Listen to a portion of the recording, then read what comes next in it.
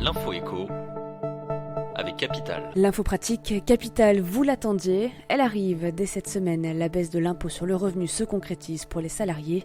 La mesure sera visible sur votre bulletin de paie à la ligne salaire net après impôt.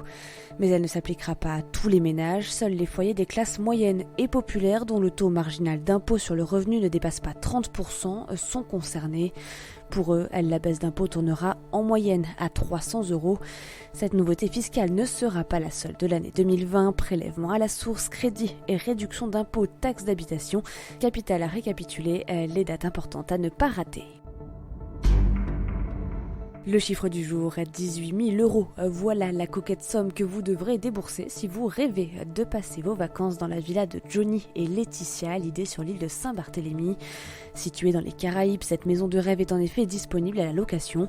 La villa dispose de 8 chambres, d'une piscine chauffée, d'un jacuzzi, d'une salle de sport, d'un sauna et même d'une salle de cinéma. Et les heureux clients ont droit à un majordome et un chef cuisinier. Évidemment, les prix vont avec le standing. Pour réserver une chambre, le tarif minimum s'élève à plus de 18 000 €. Il peut grimper à près de 120 000 € pendant les fêtes de fin d'année, mais quand on aime, on ne compte pas, selon le proverbe.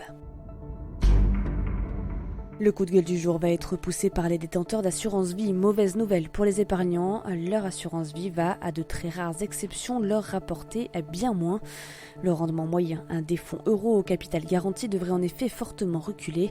Une hypothèse confirmée par les taux servis en 2019, déjà dévoilée par certains assureurs. Le rendement de certains contrats chute même en dessous de 1%. Parmi les clients malchanceux, les détenteurs d'un contrat Sequoia à la Sogecap, la filiale d'assurance de la Société Générale. Ils devront se contenter d'un taux à 0,90%. À titre de comparaison, c'est moins que le livret d'épargne populaire.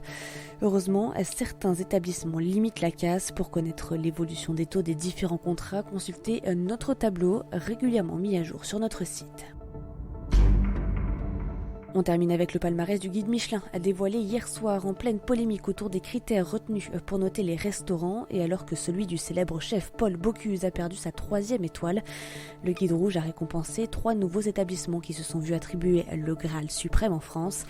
C'est le cas pour l'Ousto de Beaumanière, situé au Beau de Provence et dirigé par le chef Glenvie, et le Christopher Coutenceau, du nom de son chef, situé à La Rochelle. À noter que le Kei, tenu par le chef Kei Kobayashi, est situé à Paris, obtient lui aussi ses 3 étoiles. Kei Kobayashi devient ainsi le premier chef japonais à recevoir cette distinction en France. Retrouvez tout le palmarès 2020 sur capital.fr.